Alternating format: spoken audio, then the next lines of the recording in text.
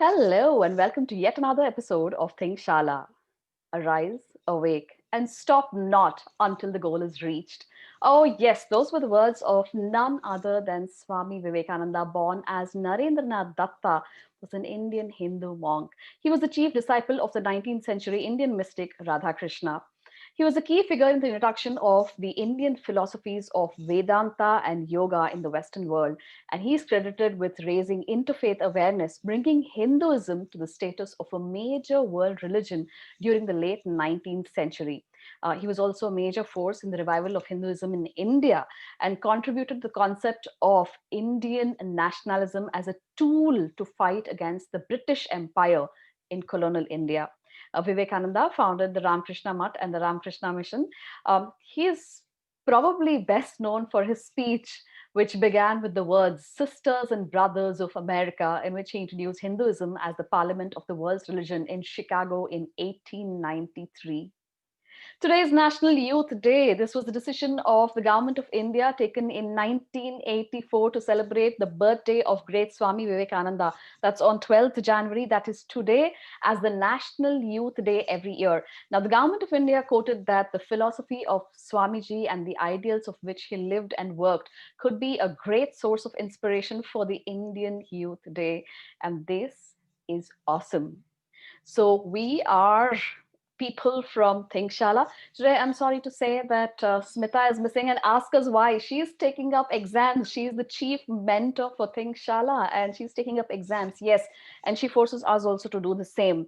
Irrespective of what age you are, you need to learn. And I think that is the core concept of the youth today. But we do have with us with Prashant Venugopal joining us today. He's the chief trainer at Shala. Hi, Prashant. Hello, ma'am. Namaste. Happy Namaste. word. Thank you, thank you, thank you, thank you so much. Yes, Prashant. So, on account of National Youth Day, I want to ask you this. Okay, now those of you who are watching us, Prashant seems to be a lot more brighter and more happier.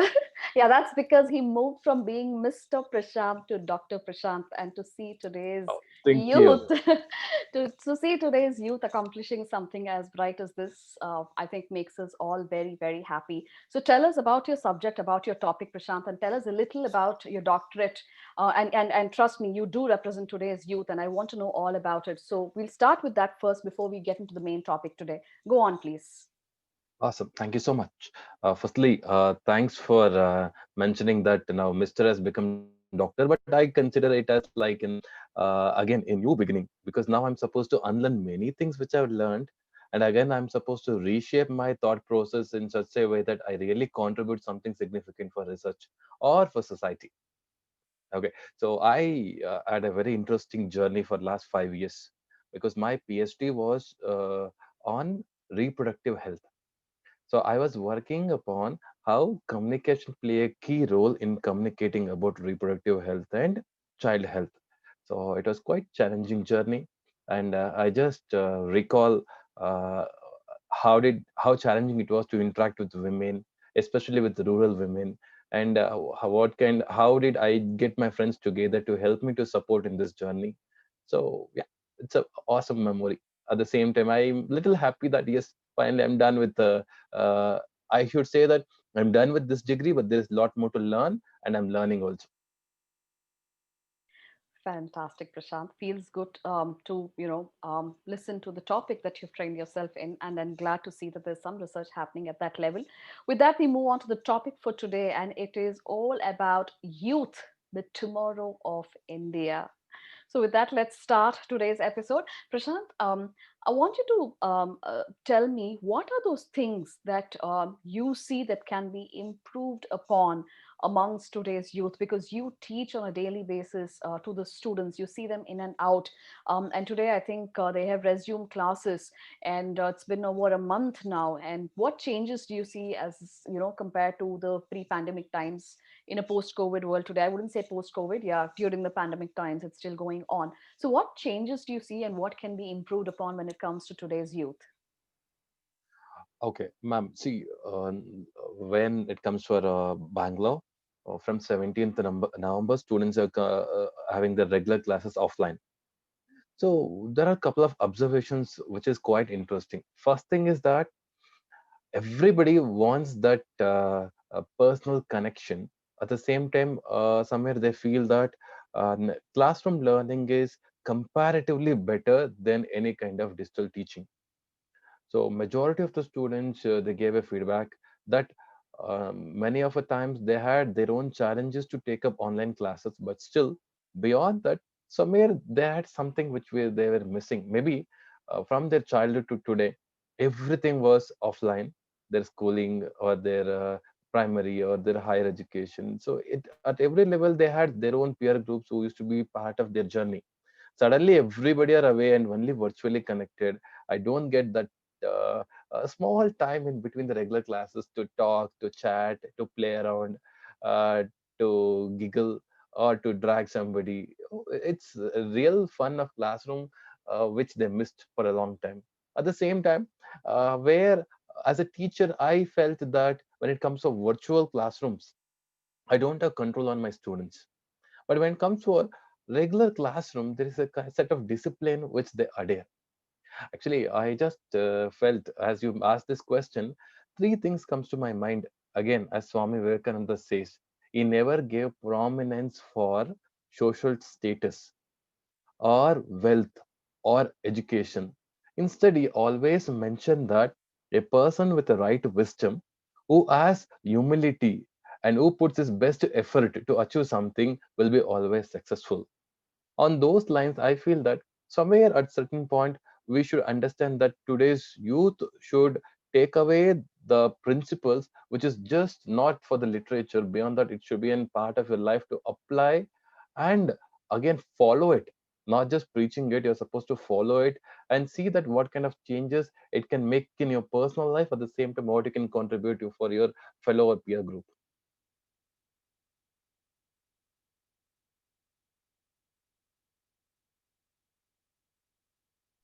Hey, Ma'am, what happened? can you hear me? Yes, yes, yes. Go on, please. I can hear you. Oh, cool. Ma'am, one thing what I feel is, especially this COVID has already taught many things, many interesting things. Okay, we know that the world is rapidly changing. There is so much energy which is laying around, but unfortunately, very few people try to encash on them. Okay, there is a right need of skills, but unfortunately, how to achieve those skills, there's a very big question mark among present generation. At the same time, there is abundant of information available, but how do we access those informations?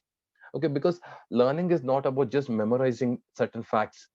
Okay, because we need to understand that what I've learned, where do I apply them, and how do that application help me to make my life much more better? Because academic skills are very much important, but they're not sufficient to foster a thoughtful person or a person with right wisdom, where he can engage himself and engage rightly and contribute for the society. These thought process should be somewhere shaped up properly when it comes for a youth. That I strongly believe in. Second thing is that I feel that where today young people need to develop a great breadth of skills to evaluate and apply their knowledge in making their career. I mean, in making their career much more not just career oriented, beyond that as a good citizen. Okay, because that values, which is very much essential, I find that there is some kind of lapses or lack among individual learning.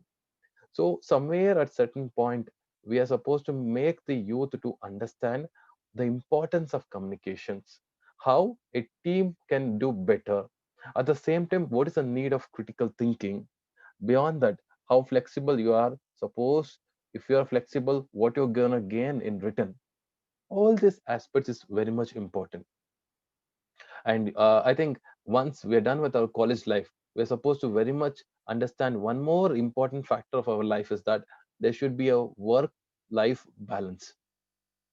Okay, if I can really differentiate my personal life and my work life, there is a very significant change which I can bring within me and I can bring in others' life also. Okay, it's very crucial, and today's generation should realize that how do we make our life much more colorful with the right wisdom? That is very much essential. See, today the science is developing so fast. There is so much technological revolution happening. Okay, it is estimated that there are so many opportunities which has not been filled with the right talent. When we know so many things are happening around, how do I try to fulfill this particular space? How do I try to equip myself with the right skill?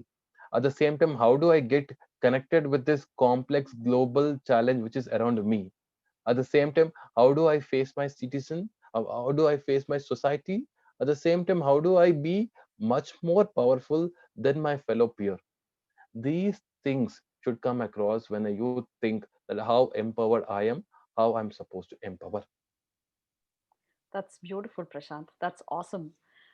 I think here, many of the things that you said is something that aligns with what Swami Vivekananda also said. He talked about how you should take risks in your life, and he said, if you win, you can lead, and if you lose, you can guide.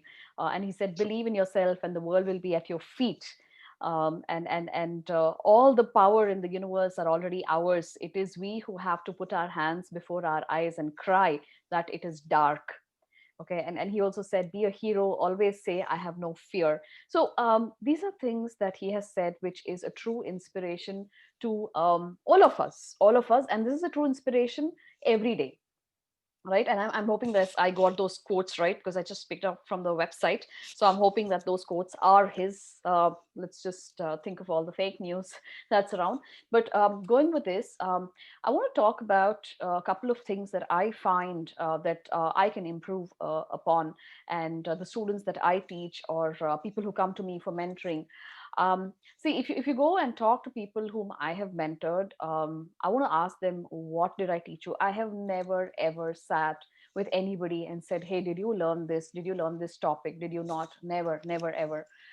Because they have learned it themselves. Just like how I learned things themselves, looking for it, they have learned it themselves. If I feel that they don't get the right information, that's the only time when I sit with them and say that, probably you have to look for it here, or maybe you can look at it here. That's about it. All the students I have mentored have learned things by themselves, and that is why today they're successful, because you can throw anything at them and they can learn. They can just find it themselves. So all I want to say is, always be hungry for learning, and definitely more hungry for unlearning, because as we move forward, there are so many things that are coming up, so you need to unlearn at the same time. You can't say that I learned this and I will not let go, right?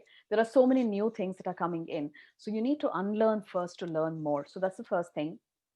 Also, just remember that, as much as the society is here to support you, as much as your parents are here to support you, your friends, your peers, your loved ones, everybody is here to support you. But remember, they can only assist you. You are on your own. So go ahead, crack it up. Just remember this. Yes, you are on your own, and you have to take that leap, and you need to do things right. So it's me. I have to do it right. I have to take that leap. Nobody's going to help me do that. Okay, once I take the leap, I can ask for help, and everybody is here to help. But you know what, I need to take that leap. So the second thing is, we are all on our own. Go ahead and take the leap and ask. Remember to ask for help when you need it, because everybody is willing to help. So ask, go ahead and stretch out that hand and say, hey, I need help. So the second thing, that's the second thing I want to talk about. And the third thing I want to talk about is, seek the world. It won't come to you. If you think you're that blessed person where everything comes to you, let me tell you, there is nothing that's going to come to you. Hard work and efforts, I cannot see that in today's youth. I really cannot see that in my students. No, they think that things have to come to them. They feel entitled. But let me tell you this, trust me with this, everything you think you deserve has to come to you via your hard work and your efforts. There is no way, absolutely no way, things are going to come to you by itself. So remember this, and on account of National Youth Day, I'm hoping that we have given our messages, and we have talked about several things that we all need to improve upon. And I'm hoping that we will keep this in mind, and we will make those changes in our everyday life for this year. Prashant, any closing thoughts from your end? Ma'am, I just see, we are nobody to teach anybody anything. But there are certain things where we, as an individual, as a responsible individual, should keep in our mind. I just want to mention that. You should learn how to learn. It's a very difficult art, but again, that is practically possible. If you know, or if you know the art of learning, your first success is already in the line. Second thing is that know the past. Whether it is failure or success doesn't matter. But still, if you remember the past, obviously you would ensure that you would go in a writer space. At the same time, the effort what you're putting in will be in a right journey. And the third important aspect is that where you are supposed to put your experience together to make your learning much more better and enrich them. So these three things can make your life more colorful. That is beautiful. Thank you so much, Prasad. And with that, we come to the end of this episode, and we are hoping that you liked it. I would like to end this episode with one quote from the man himself: "Do one thing at a time, and while doing it, put your whole soul into it to the exclusion of all else." With that, we come to the end of this episode. Thank you so much for watching.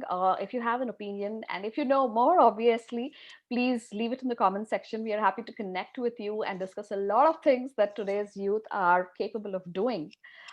If you want to write to us, we are available on ThinkShala, on Instagram, on Twitter, on LinkedIn, on Facebook, just about everywhere. You can also email us on thinkshala@gmail.com.